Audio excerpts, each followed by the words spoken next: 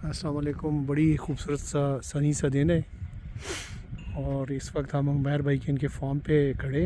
तो मैंने सोचा कि आपसे उमैर भाई की बात भी करा दूं और थोड़ा सा ये अपने फार्म का जो बेसिक कॉन्सेप्ट है और जिस तरीके से इन्होंने ऑर्गेनाइज़ किया है, तो ये माशाल्लाह मुझे ऐसे लगता है जैसे इन्होंने इस्लामाबाद को ऑर्गेनाइज़ किया हुआ है।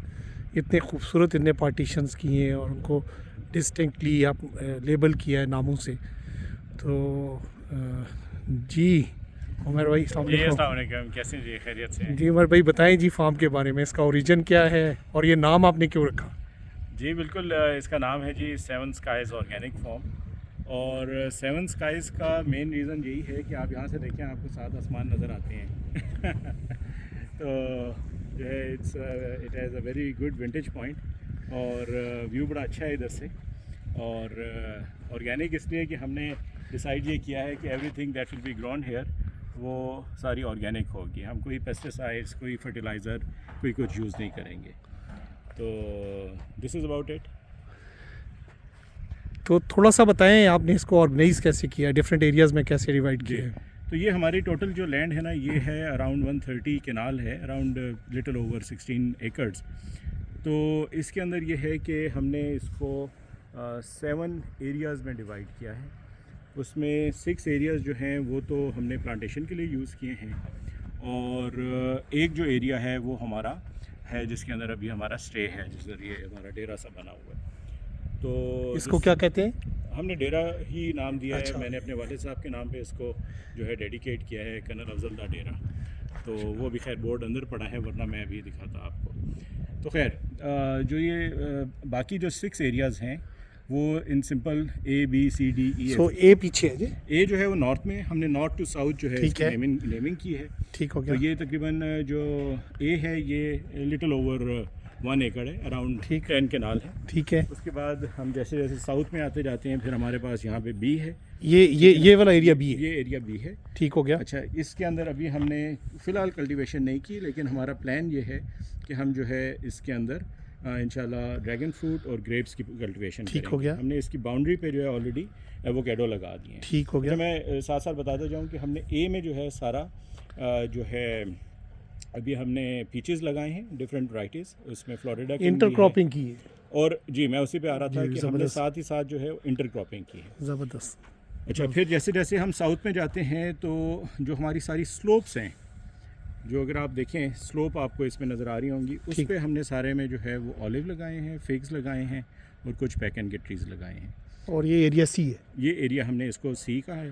अच्छा, राइट के ऊपर हमारे पास एक जगह है जो कि तकरीबन अराउंड 1 एकड़ है, लिटिल अंडर 1 एकड़। उसको हमने जो है वो नेम दिया है डी का। तो it has also a very nice vintage point, नीचे व्यू बड़ा अच्छा है उससे। जो मेन एरियाज़ हैं हमारे वो हैं ई और एफ़, नीचे जो अभी हमें नज़र आ रहे हैं। जो नॉर्थ में है वो ई है, और फिर दरमियान में एक अगर आप देखें लाइन है, उससे जो एफ़ है, ई और एफ़ में तकरीबन 4 फीट का डिफरेंस है। इनिशियली जो है ये अंडुलेटेड लैंड थी। अगर आप लेफ़्ट पे देखें तो ज़रा आपको एक नज़र आ रही होगी जगह पहाड़ी सी है। तो ये पहले जो टोपोग्राफी थी इसी तरह थी, वहाँ ऊंची थी जगह। तो इसको फिर हमने जो है वो थ्रू अर्थ वर्क इसको हमने लेवल ऑफ किया है, और सारी ज़मीन को हमने इस तरह जो है वो ऑर्गेनाइज़ किया है कि इसमें हमने एक तो ये है कि लेज़र लेवल कर दिया है। सबसे पहले हमने इसके अंदर चिज़ल हल चला के, वो हमारे पास चिज़ल हल पड़ा है उधर अगर आप फोकस करें, और उससे ये हुआ है कि नीचे जो इसके हार्ड पैन था वो हमने तोड़ दिया है। सेकेंडली हमने ये किया है कि इसके अंदर हमने बेड्स बना दिए हैं। तो हमारे पास यहाँ बेड शेपर भी पड़ा है। इस पे हम आते हैं, थोड़ी देर बाद आते हैं। ठीक है। तो इसके अंदर बेसिकली हमने जो कॉन्सेप्ट फॉलो किया है वो ये है कि हमने PQNK का एक पायदार कुदरती निज़ाम काश्तकारी का एक कॉन्सेप्ट है, हमने उसको फॉलो किया है अपनी पूरी ज़मीन में। और उसके जो बेसिक कॉन्सेप्ट हैं उसमें यही है कि सबसे पहले हार्ड पैन तोड़ना होता है, सेकेंडली उसके अंदर लेज़र लेवल करके ज़मीन को, फिर उसके अंदर बेड्स बना देते हैं। और जितनी भी प्लांटेशन है, चाहे वो ट्रीज़ की है, चाहे वो वेजिटेबल्स की है, क्रॉप्स की है, वो सारी जो है वो बेड्स के ऊपर होती है। और जो उसके अंदर इरिगेशन होती है वो हम उसकी जो खाली खेलियाँ होती हैं उसके अंदर हम इरिगेशन करते हैं। तो अगर आप अभी नीचे देखें, कुछ बेड्स में आपको नज़र आ रही होगी इरिगेशन अभी हो रही है। तो इस तरह जो है वो पानी एक एंड के ऊपर हम लगा देते हैं, और स्लोली जो है वो पूरे बेड के अंदर फैल जाता है, खेली के अंदर फैल जाता है without getting on to top of the bed. तो इस तरह प्लांट्स जो हैं वो पानी में डूबते नहीं हैं, लेकिन मॉइस्चर जो है वो सीप इन हो जाता है, जो पानी है वो बेड्स के अंदर सीप इन हो जाता है, तो even in the centre of the bed moisture पहुंच जाता है। तो जितना भी प्लांट को की रिक्वायरमेंट होती है रूट्स वहाँ से उसको ले लेती हैं। तो ये हमने इस तरह किया है कि हमने हर 2 बेड्स को जो है वो क्रॉप्स और वेजिटेबल्स के लिए रखा है, और थर्ड बेड के ऊपर हमने जो है वो ट्री प्लांटेशन की है। तो ट्रीज़ की जो है वो डिस्टेंस जो है वो तकरीबन जो प्लांट टू प्लांट है वो 10 फुट है, और रो टू रो जो है वो 15 फुट बन जाता है। तो इस तरह हमने इसकी जो है डिस्ट्रीब्यूशन की है। बाकी यहाँ जो प्लांट्स हैं मेनली हमने सिट्रस की डिफरेंट वैराइटीज़ लगाई हैं, जिसके अंदर जो है वो सेलेस्टियाना है, ओरो रेड ब्लड है, रूबी रेड है, नेवल है, वॉशिंगटन नेवल, और वेलेंशिया लेट है, ट्रोको है। तो ये डिफरेंट इनकी जो है वैराइटीज़ हमने लगाई हैं सिट्रस की।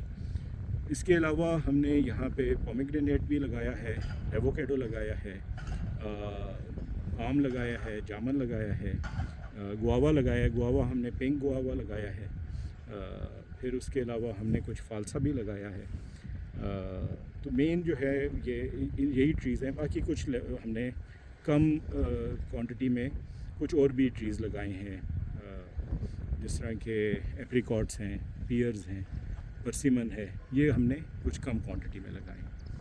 तो दिस इज़ अबाउट इट जी प्लांटेशन के बारे में। थोड़ी देर पहले मैं जब आपकी लिस्ट देख रहा था तो it was around 50 different varieties जी हाँ, बिल्कुल प्लांट्स की, जो कि बड़ी एक तरह से प्लांट डाइवर्सिटी है इसमें। बिल्कुल। तो मुझे 2 चीज़ें आखिर में बताइएगा कि आप इस फॉर्म में अपनी फैमिली के लिए क्या वैल्यू समझते हैं, और बाकी जो इस इलाके में क्या कंट्रीब्यूशन होगी इसकी। जी देखिए, फ़र्स्ट ऑफ ऑल तो ये है कि मेरा हमेशा से ये पॉइंट था कि जो एम्प्लॉयमेंट है वो यहाँ पे हम क्रिएट करें। तो अभी मेरे पास जो है वो 4 टीम मेंबर्स हैं, एंड वेरी डेडिकेटेड, बड़े वो मेहनती हैं, काम कर रहे हैं बड़ा। तो बजाय कि मैं किसी और कंट्री में किसी और लोगों को जो है वो सपोर्ट करूं, मतलब वाई नॉट कि मैं अपनी जो है कम्युनिटी को उसमें सपोर्ट करूं। That was first thing. और गोइंग फॉरवर्ड जब हमारी यहाँ कल्टीवेशन होगी, जब प्रोड्यूस होगी, तो उससे भी हम फर्दर एम्प्लॉयमेंट जनरेट करेंगे। जब हमें लेबर की ज़रूरत होगी, जब हमें ट्रांसपोर्टेशन की ज़रूरत होगी, एक्सेट्रा। सेकेंडली ये था कि जो एक मेजर हमारा ऑब्जेक्टिव था कि जी हम अपने लिए भी एक अच्छी जो है वो खुराक प्रोड्यूस करें, ऑर्गेनिक फूड प्रोड्यूस करें, which is free from chemical fertiliser, free from pesticides etcetera. क्योंकि देखें वो हम सब के अंदर तो जा रही है, और बहुत सारी बीमारियां जो हैं वो उसकी वजह से जनरेट हो रही हैं। तो नॉट ओनली ये है कि वो न्यूट्रिएंट डेफिशिएंट होती हैं वो सारी चीज़ें, बल्कि उसके साथ साथ ये होता है कि वो बीमारियां भी जनरेट कर रही होती हैं। तो हमारा एक मकसद था कि हम अपने लिए भी जो है वो ऐसी जो है फूड जनरेट करें जो कि इन चीज़ों से पाक हो, और हम अपनी कम्युनिटी को भी वो चीज़ें दें। तो दैट वाज अनदर रीज़न। और बाकी ये है कि family is very much on board. हमारा ये है कि going forward may be in couple of years तो हम इंशाल्लाह विद फैमिली हम इधर सेटल भी हो जाएँ, इधर मूव भी हो जाएँ। तो that's in the future, that's the plan. और बाकी कुछ इरादे हमारे इस तरह भी हैं कि कल को हम इसको जब ज़रा सा इसको डेवलप कर लेंगे तो हम इसको इस तरह भी चाहेंगे कि कोई विज़िटर्स आके रहना चाहें, कोई अगर गेस्ट आके ओवरनाइट स्टे करना चाहें तो ये इट्स अ वंडरफुल प्लेस। इसलिए क्योंकि एक तो टोपोग्राफी इसकी इस तरह है कि ज़रा चूँकि रेज लैंड है तो यहाँ पे हर वक्त विंडी रहता है। इट्स अ वेरी नाइस मतलब एरिया इन दिस टाइम। अभी आजकल चूँकि बारिशें नहीं है, लेकिन जब ज़रा बारिशें होती हैं तो it becomes all very green. दूसरा ये है कि it's away from city pollution, noise pollution, every kind of pollution. तो रात को जब अगर आप यहाँ बैठे हों तो it's a wonderful place for star gazing also. तो आपको बिल्कुल एक क्लियर जो है वो स्काई नज़र आता है। यहाँ तक कि अगर कोई सेटेलाइट्स ऊपर मूव हो रहे हैं तो वो भी नज़र आ जाते हैं। इतनी क्लियर जो है वो आपको स्काई जो है वो मिलता है। 7 वंडर्स नज़र आएंगी। 7 वंडर्स आपको नज़र आते हैं। तो 7 स्काइज नज़र आते हैं जी, बिल्कुल इंशाल्लाह। तो दैट्स अबाउट इट जी इसके बारे में। जो वो उमर भाई जो है ना, वो मुझे अपने फार्म पे जब भी लेके आते हैं तो ये मुझसे इसलिए लेके आते हैं कि मैं यहाँ इनको कुछ सिखाऊंगा। एंड ऑनेस्टली जब भी मैं मुड़ के जाता हूँ तो I learn so many things. Actually farming जो है, फार्मर्स को भी एक दूसरे के साथ इंटीग्रेट और एक कोऑपरेटिव रोल में जाना चाहिए, ताकि एक दूसरे के जो लेसन्स हैं वो शेयर करें। बहुत सारी चीज़ें मैंने प्रैक्टिस की हैं वो उनसे शेयर करता हूँ, और मेरे ख्याल में हम फटाफट करेक्शन भी लगाते हैं कि हम इस तरह ठीक करेंगे। तो wishing you good of luck, good luck, अल्लाह ताला आपके लिए बहुत सारी आसानी करेगी। Thank you very much. और बहुत ये है शुक्रिया। कि मैं बस ये कहना चाहूँगा कि जो है कि कोई भी जो हमारे लोग जो सोच रहे हैं, अक्सर लोग सोच रहे होते हैं कि जी वो इस काम में आएंगे, तो वो सोचना बंद करें और वो करना शुरू करें। तो be a doer then a thinker only. और it's a wonderful thing, it's close to nature, it's wonderful to be breathing in this clean air, और you feel very much connected to the nature, plants and everything. तो ज़रूर करें, हिम्मत करें, इंशाल्लाह things will become easy. और बाकी ये है कि I am always available. I am not expert in anything, I am just a learner और एक स्टूडेंट हूँ मैं भी इस एरिया का।